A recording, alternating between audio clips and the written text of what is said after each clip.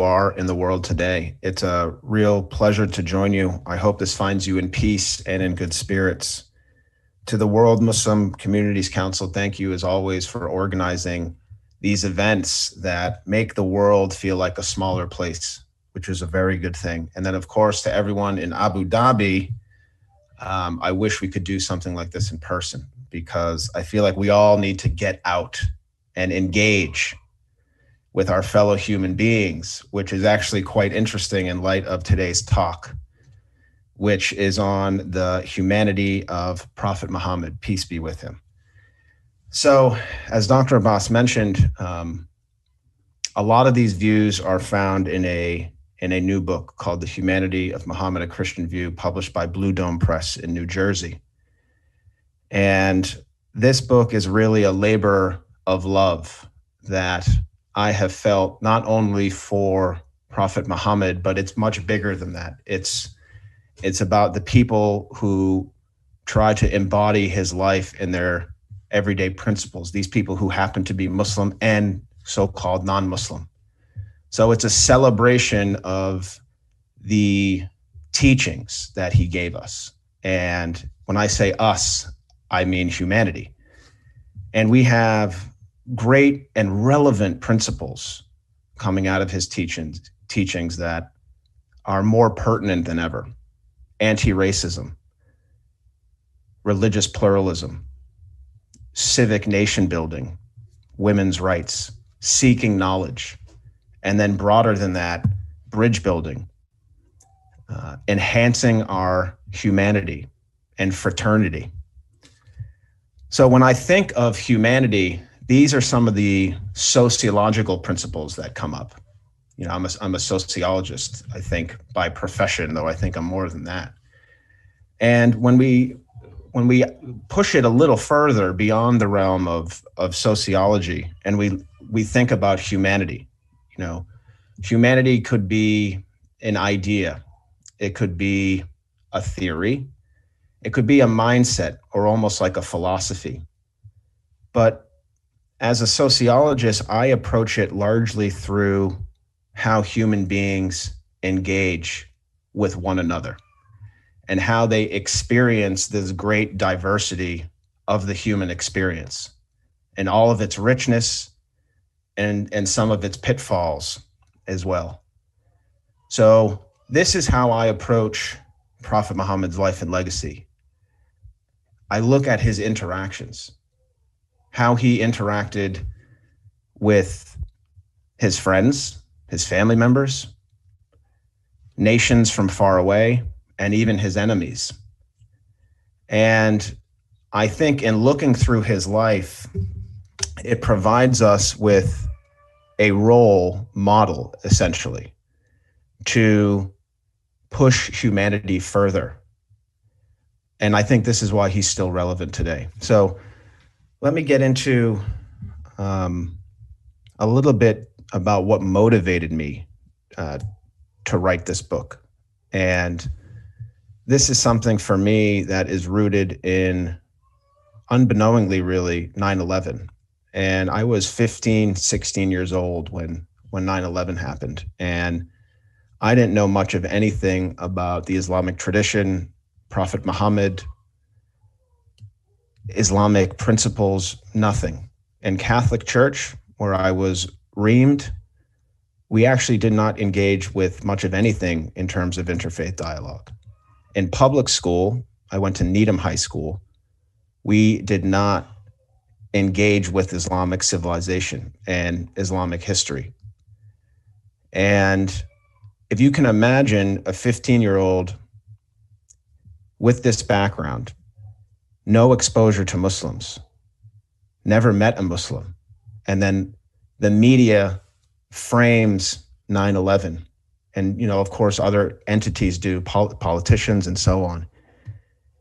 And for someone like me, it was really easy to kind of be duped by these narratives that divide us. You know, the clash of civilizations, for instance. And this idea that, you know, Islamic civilization has always been behind Western civilization. it was hard to make sense of these things. So I think I tip my hat to the Islamic scholars and the Muslims and the Christians that have opened my mind to the dialogue of civilizations, the counter narrative to something that is very divisive. And I really do believe that Prophet Muhammad was in favor of the dialogue of civilizations, and I'll touch upon that. So let's get back to engagement. This is the main theory right now, engagement. We can understand humanity through motion, people's bodies moving and meeting people. I want to start with culture, how Prophet Muhammad engaged in this broad subject of culture. So we know that Mecca and most of the Arabian Peninsula in the 6th century when he was born was heavily predicated on trading caravans. And I think many Westerners have this assumption, and I use this term very loosely, Westerners. They're under the assumption that a lot of these cities in the Arabian Peninsula were disconnected from other civilizations and other cultures. And we know through the early Islamic sources that Prophet Muhammad, maybe as early as 9 years old, up until his 40s, he engaged in these trading caravans. He was he was trained as a merchant, and he traveled with his relatives on these caravans, and he learned the trade.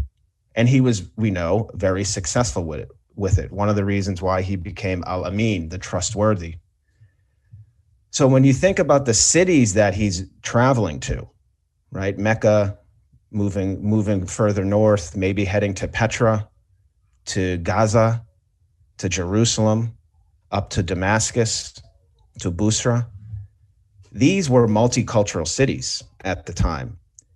And I point you to another scholar, Professor Juan Cole, who really does an amazing job at bringing to life what some of the experiences Muhammad had in these cities to life.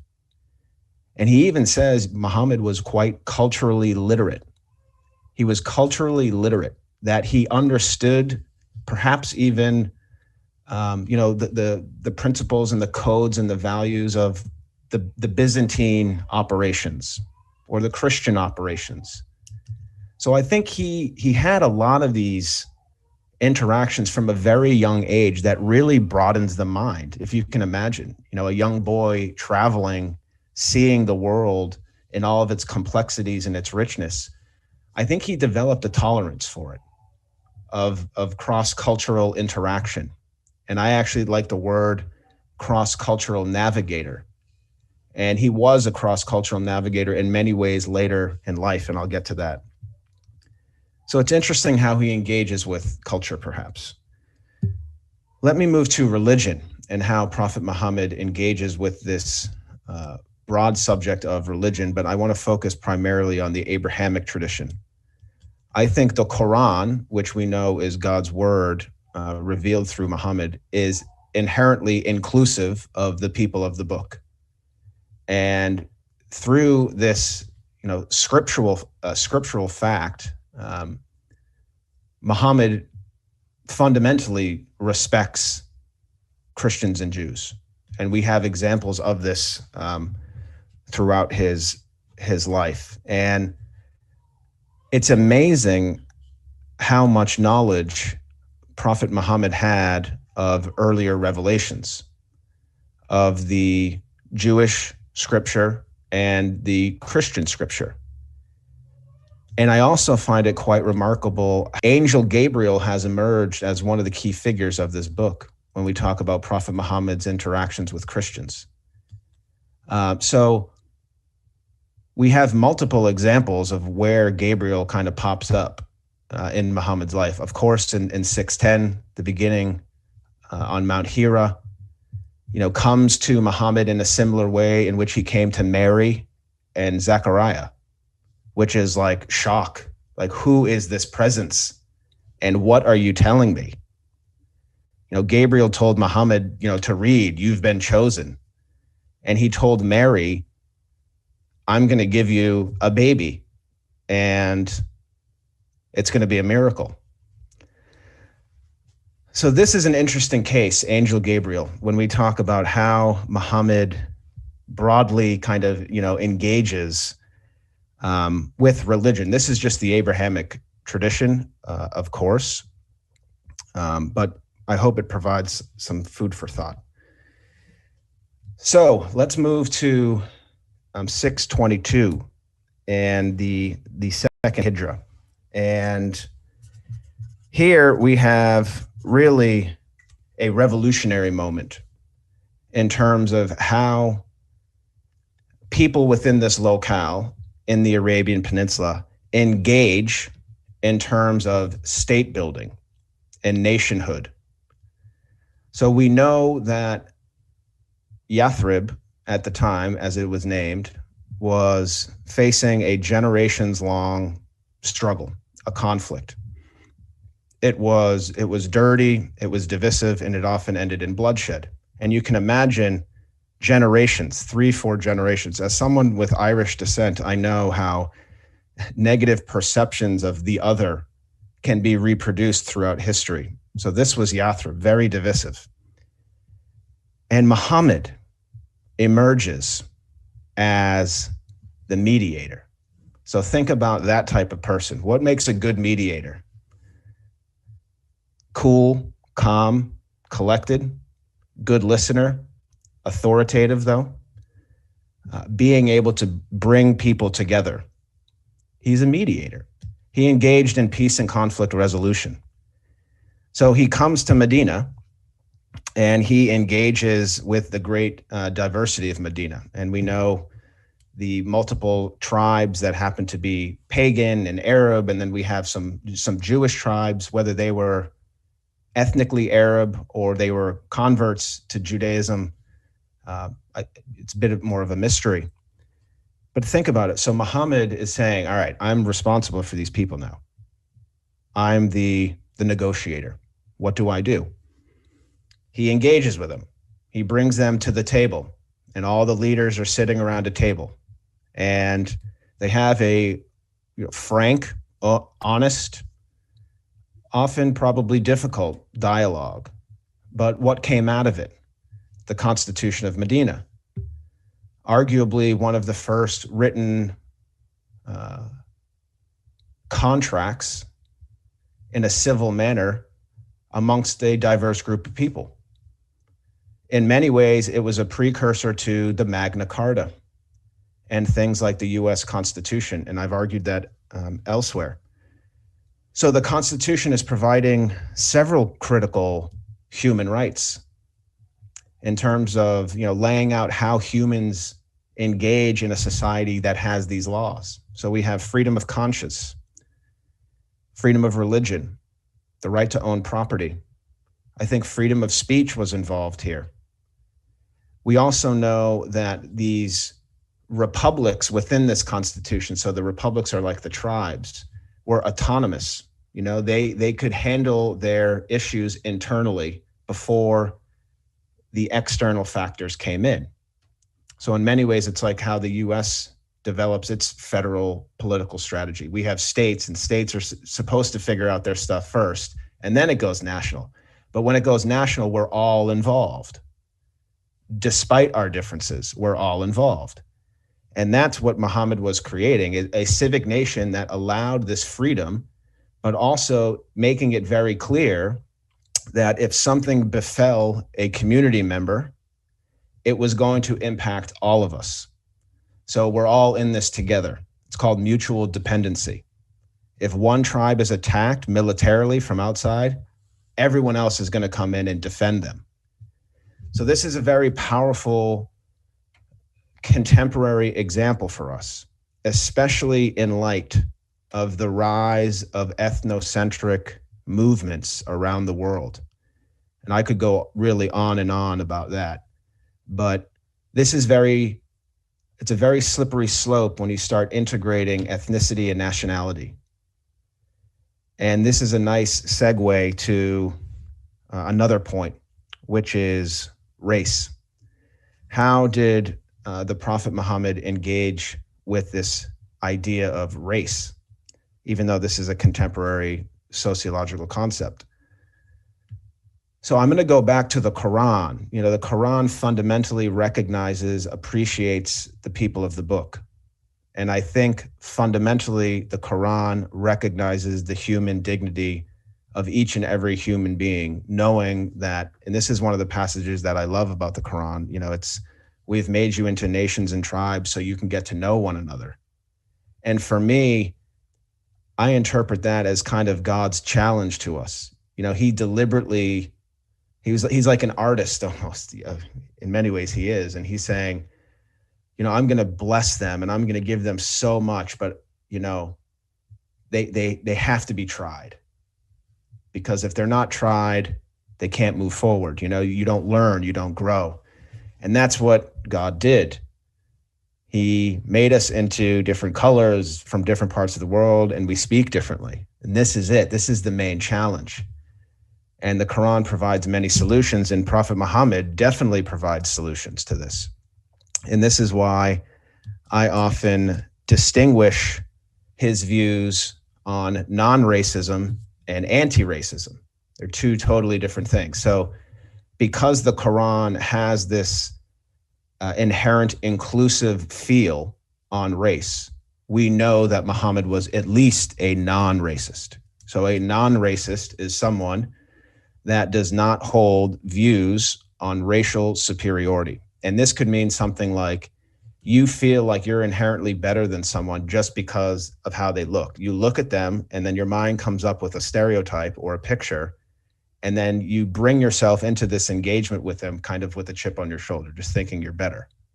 This is the antithesis of Prophet Muhammad's engagement with the racial other. And I use several examples. I think they're quite simple, but they're effective in kind of bringing the point home. And in addition to the Quran and its inclusiveness and its equality, we have Prophet Muhammad's engagement and relationship with Bilal ibn Rabah. So Bilal was essentially a mixed race companion, half Ethiopian, half kind of Arab around the Meccan area. And he looked differently in a society that was hyper tribal, right? So if everyone is looking like you know, anything that kind of permeates that purity can be a nuisance for people. That's how they interpret it. They see this new physical entity coming in, and it threatens people. This was the kind of, you know, strife that we found. This was the environment Muhammad grew up in. And thankfully he came and fixed it in many ways. So with Bilal, we know that Prophet Muhammad engaged in anti-racism, which is the dismantling, actually taking apart this societal framework that enables this racism to happen. And Muhammad buys Bilal's freedom along with Abu Bakr. That to me is engaging in anti-racism, because you're not merely just saying or thinking that racism is bad. It's like you're actually taking action and you're impacting people's life directly by doing something charitable, which breaks the chains, the physical chains of Bilal. And he emerges as a free man. Now, what I find even more inspiring about this story, you know, and I make a parallel to this, to the Civil War in America. When the Civil War ended, actually with the Emancipation Proclamation with Lincoln in 1863, the slaves are free. Amen. God bless. But what happened during Reconstruction is society created laws to re-implement a system like slavery. And this had a great detriment to African Americans in the South. So with Muhammad now, he's not merely signing the Emancipation Proclamation and freeing Bilal. He's creating a society and a culture that would allow someone like Bilal, a racial minority, to thrive. and to be socially mobile. So Muhammad's knowing that it takes more than just thinking and being, it takes action. So we know Bilal kind of rises to a significant, many significant roles in the early Ummah. And he was beloved by his people, who were able to kind of be colorblind in a good way, just knowing that Bilal was a good man. And I want to bring another important example in Muhammad taking this active engagement in condemning racism. We have an example in which Abu Dhar al-Ghifari, a companion, and Bilal ibn Rabah were having a heated conversation. And we know that Abu Dhar disagreed with whatever Bilal was saying or doing, and he pointed his finger at him and said, you know, you're the son of a black woman. So what Abu Dhar was doing was judging Bilal only through the prism of how he looked. So all of the negative attributes of him were because of how he looked. And Muhammad interrupts Abu Dhar. And you can imagine him, you know, I love to kind of reimagine how it really happened. And Muhammad is sitting there. He loves both of these people. He's, you know, they're his friends. And one of them says something and he just goes, oh God. And he says to Abu Dhar, this view of racial superiority is a product of the Jahiliyyah, the age of ignorance. Everything that happened before Muhammad had this connection with God. So think about it. To be racist in this way is to be ignorant. It's much more than simply Muhammad condemning racism. He's basically saying, if you're racist, this is ignoring God's messages and God's commandments for human beings. We also know on the issue of racial equality and how Muhammad engaged with it. He engaged with it as an orator, as a public speaker.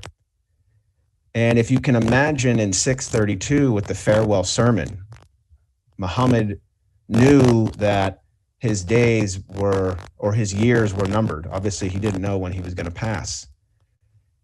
And perhaps he was thinking at the time that this is one of the last opportunities for me to really cement my teachings. And amazingly, he actually didn't use a lot of words. The farewell sermon is quite a short speech, but we know that one of the main, if not the main feature, and probably the best passage, is an unequivocal call for racial equality. An Arab has no superiority over a non-Arab, a white has no superiority over a non-white, black has no superiority over a non-black, except in piety and good action. And this is how we understood Muhammad's approach to Bilal, in piety and good action. He knew Bilal was a good person. So he engaged with people at this level, trying to see beyond what's in front of our eyes. Because our eyes can play tricks on us. We can look at someone and automatically think this person is this or that. And then we go down the dark hole of connecting attributes to these stereotypes of people. And this is of great detriment to us. But the character and conduct, piety and good action. When we think about character and conduct in the US context, I personally think of Dr. Martin Luther King Jr. So Dr. King in 1963, at the height of the civil rights movement, which he was perhaps the main leader, he gave the famous I Have a Dream speech on the steps of the Lincoln Memorial. And again, Lincoln had the Emancipation Proclamation 100 years earlier to the year. And Dr. King is the descendants of slaves in America. He's an African American. He's a Christian. And he's a Christian leader. And he says that I hope one day, and I'm paraphrasing, that my 4 children will not be judged by the color of their skin, but by the content of their character. And it's a striking resemblance to the farewell sermon. And I often ask people if someone can find notes that Dr. King wrote on what inspired him to write this. And if it was Muhammad, then we have a great historical fact through a primary source. But this is the spirit in which Muhammad engaged with the other in his community. And let me just say one more point before I move on to the next. This one example of the farewell sermon and Dr. King's I Have a Dream speech together, this is a great antidote to the clash of civilizations. Because you have a Muslim, someone who happens to be Arab, speaking in the 7th century on racial equality. And then you have Dr. King, who is quite different, speaking 1,000 years later, or whatever it might be, from Western civilization as a Christian. So racial equality is a space, perhaps, of common ground between these imagined civilizations. Okay, so we've done culture, we've done religion, politics, race. Let's go to how he engaged diplomatically as a statesman. And I think two examples are important, and I'm going to start with in 630 with the Christians of Najran. And we know at the time Muhammad was sending out letters to engage with the various rulers of nation states and kingdoms around the Arabian Peninsula and beyond. And we know that a diplomatic corps, a team from Najran in southern Saudi Arabia today, decided to accept Muhammad's invitation. The Christians of Najran were welcomed into Masjid al-Nabawi for about 3 days, which is good. They lasted 3 days. Things didn't go sour right off the bat. And in fact, the story is far from anything sour, really, if you engage with the early sources, which tell us that the Christians and Muslims engaged in a very heavy and serious dialogue over the nature of Jesus, which you can imagine even today is something that can get quite messy. And it could easily turn divisive to the point where someone might storm out of the room. But we know that the two parties had a civil dialogue, a civil exchange of respect and at least tolerance of ideas. Now, they also disagreed, and this is important. Disagreement is okay. We have to agree to disagree without coming to rational, our more irrational sensations of wanting to just straight up condemn people. Disagreeing is a lot better than condemning. Let me put it that way. So I think this is important too with how Muhammad engaged with the other. He had his convictions, and he said, well, this is what I believe. And I just don't believe like you, but I'm not going to kick you out of the mosque for thinking that way, or I'm not going to deprive you of rights for thinking that way. And we also know towards the end of this multi-day event, we had a remarkable moment of hospitality in which Prophet Muhammad allowed the Christians of Najran to pray inside the masjid. Now, when we talk about how Muhammad engaged with Christians in this way, I don't think this was merely an act of, it wasn't a diplomatic gesture. This was a gesture of hospitality, treating others how you would wish to be treated. The Christians of Najran probably did not want to go outside and pray. They're probably used to a more formal setup. And I think the remarkable point here is not that Muhammad engaged in this form of hospitality with the Christians. It's that he set an example, which is this, I think. Being hospitable is so important as part of your faith. And to allow Christians to feel welcome in your space does not necessarily mean this is an affront to God, that it doesn't jeopardize your faith or the sacredness of your faith by engaging in hospitality. So I think that's an important point because it kind of forces us to really think about the values of our faith? Is it about saying the right words, or is it about more of a human exchange, of taking care of one another, of making others feel good and at peace? And I'd also like to end by bringing up two things. One more with the diplomat.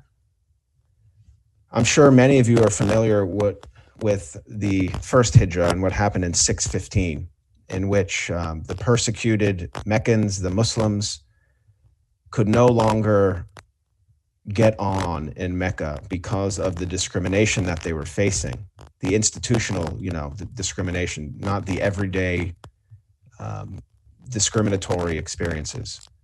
And Muhammad, I'm going to put this simply, had so much trust in a Christian king a far way away across the Red Sea in Abyssinia, in Aksum, probably. And Muhammad said, this is a good man. I trust him. He's a good person. He's a good Christian, and he lives with dignity and value and morality. Muhammad had so much trust in him that he sent his companions, a group of his companions. And can you imagine what it was like in the head of some of these migrants that had to leave Mecca, leaving everything behind, going across Saudi Arabia, getting to the Red Sea, getting on a boat, going to a foreign land? You're a refugee or an asylum seeker. You're not knowing what's going to happen. But Muhammad said, I know that this Christian king is a good man. And we know that, again, after several engagements and encounters between the Abyssinians, the Muslims, and the Quraysh, there was a very strong stance that King Ibn Abjar made, which was not just, I'm going to give refuge to the Muslims. He did that, but he actively defended the Muslims and said, not for a mountain of gold would I give these people back up to you. So I add this story because it reminds us that even Prophet Muhammad trusted Christian leaders. And we need more trust both ways. Muslim leaders need to trust Christian leaders and vice versa, all across the board. I think this is a powerful example. And I want to end, before my time is up, I want to just talk about how he engaged on an everyday basis with humanity, with people.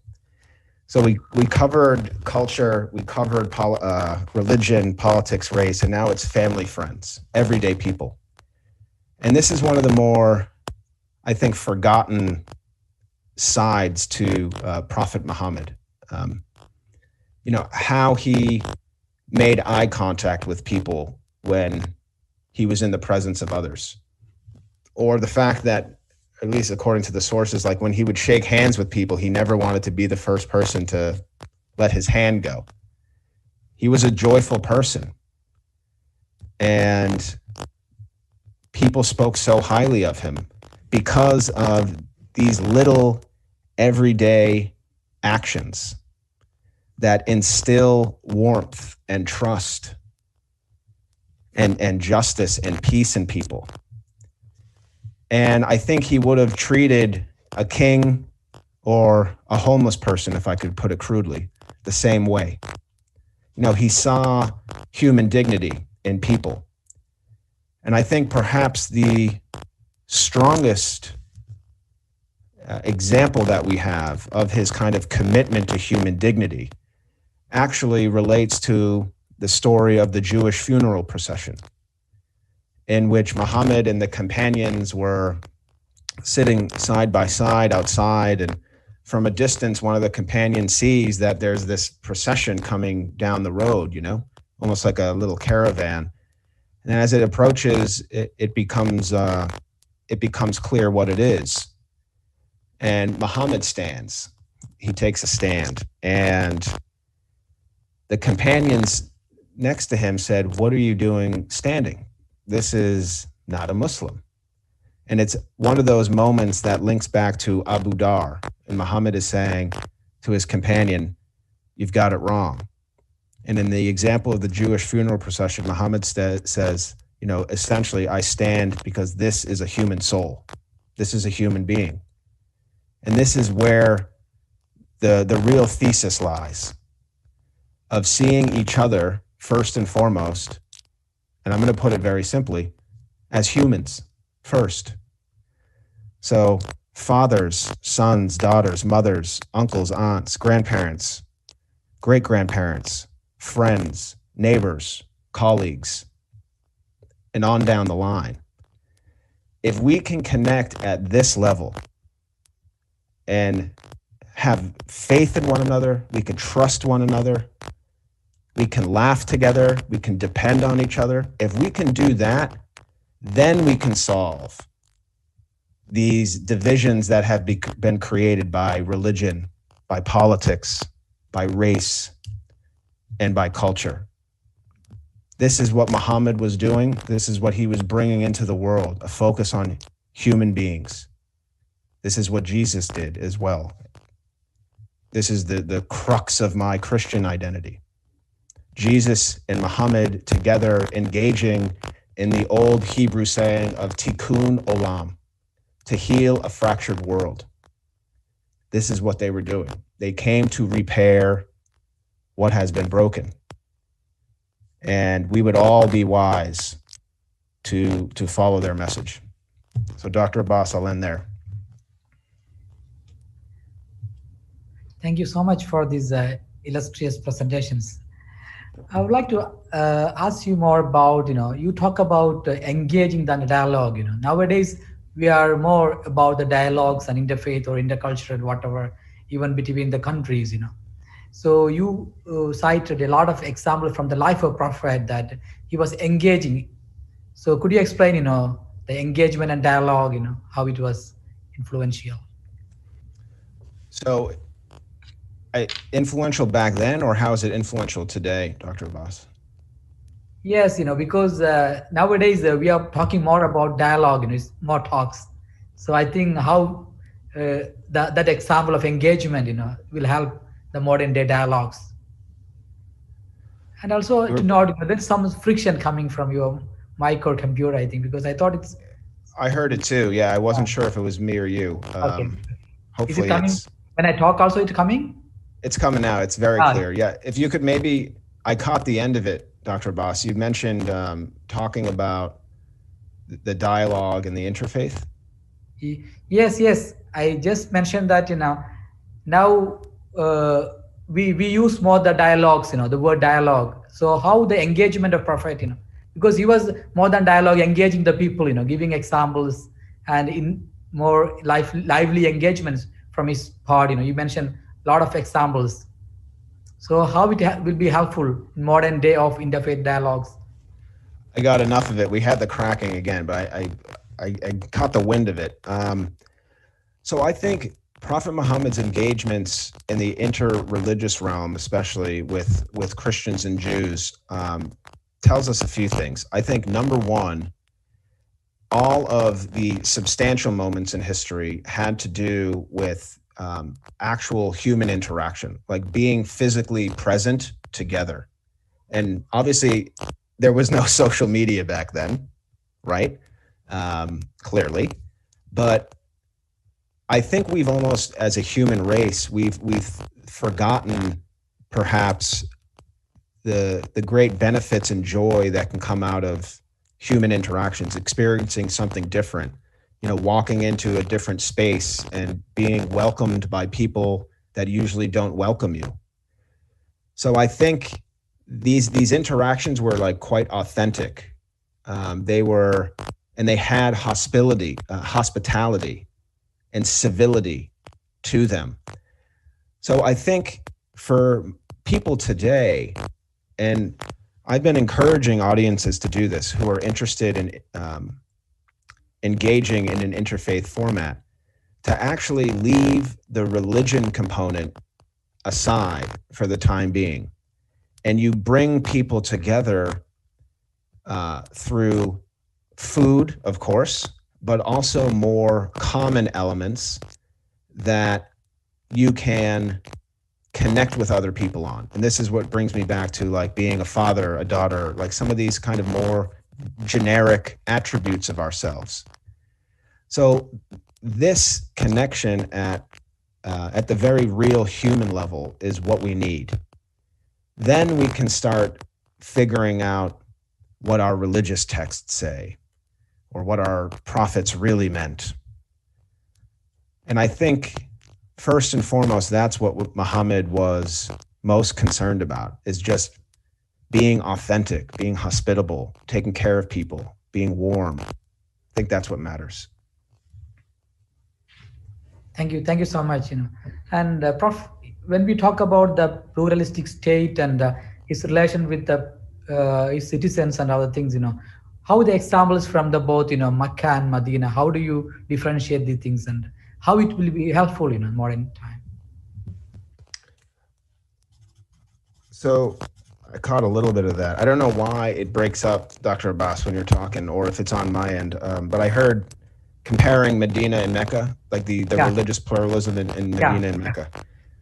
So I think Medina was because of the Constitution, we have a clear example of a overt recognition of pluralism at the political level.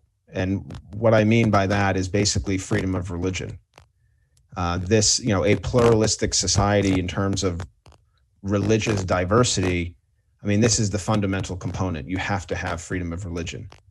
And we know the Constitution had that. We have some interesting examples of pluralism in the history of Mecca. And I think one story that people have discussed, and it's, I suppose, a little bit controversial, but when Muhammad was cleansing the Kaaba, if I could put it that way, he preserved a fresco or icon of Jesus and Mary. That's an example of a kind of pluralistic moment in the history of Mecca. In the modern context, obviously, the Saudi Arabian government has taken its position on this issue, and it's there is no pluralism basically. But I'm not going to criticize a nation state and the government. Plenty of problems in my own country, the United States. Thank you very much. Thank you so much. And there was a very, very interesting example from that, allowing Christians to pray inside the mosque. Sometimes we cannot imagine that nowadays, How do you compare that? No, we can't. And, I find it to be a very powerful story, but I'm also not expecting people to do this, it takes time to build up this trust. Some people are completely hospitable and say, absolutely, door is open, come in, you can pray. And Dr. Abbas, we had a great example of it actually. I think it was 2015, if I'm not mistaken, in Washington, D.C., the capital of the United States. You had the Washington National Cathedral, which is a major Protestant center of Christianity. You had the congregational leaders there invite a Muslim community in to the mosque, and they had a service of sorts, speakers and probably some prayers. But there are some images that were taken by, I think it was Associated Press, and the Christians allowed the Muslim congregation to engage in its prayers in the church. And you can imagine the backlash on multiple sides, Dr. Abbas. It wasn't just the Christians saying, how could the Christians let the Muslims pray? It was also, how could the Muslims, this is what the Muslims would say, how could these Muslims let themselves pray in a space that's not a mosque? So this is where things can get divisive, but the reason why I point to the Christians of Najran's story to hospitality, because I feel like it's a safer space to think about a topic like this. Just being hospitable and accommodating does not mean that you've lost your faith or you're going against the teachings of your religion. If being hospitable is love, and God is love, then I think we're on okay terms.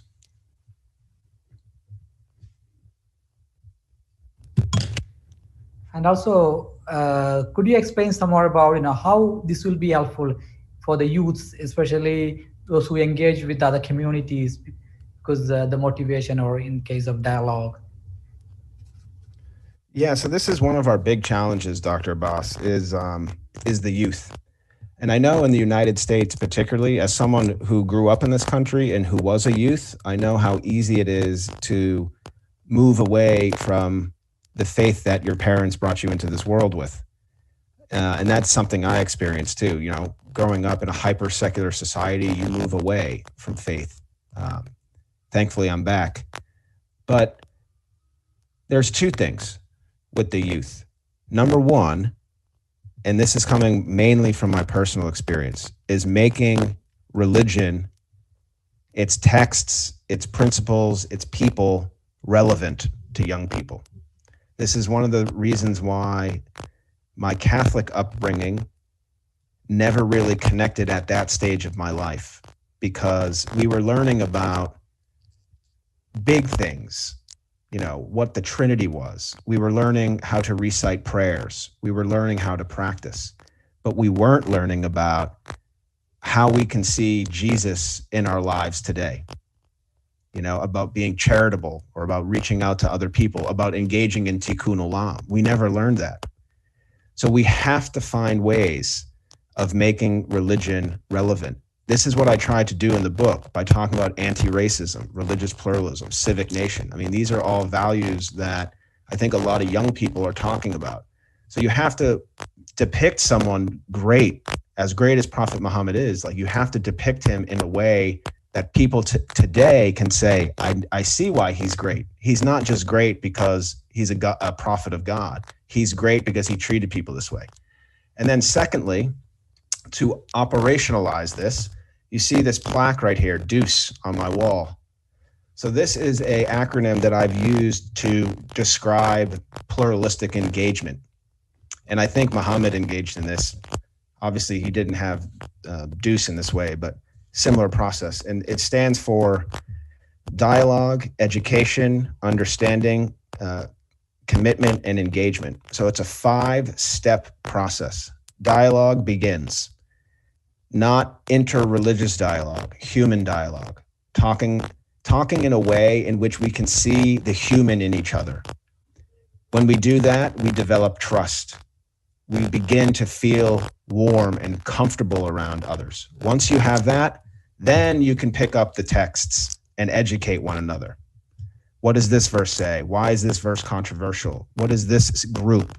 What is this meaning? When you've done that, you've combined the warmth and the knowledge, then you see eye to eye. This is that middle space, the third stage, which we have to get to. When you see eye to eye, you're able to not only give love, but even tough love.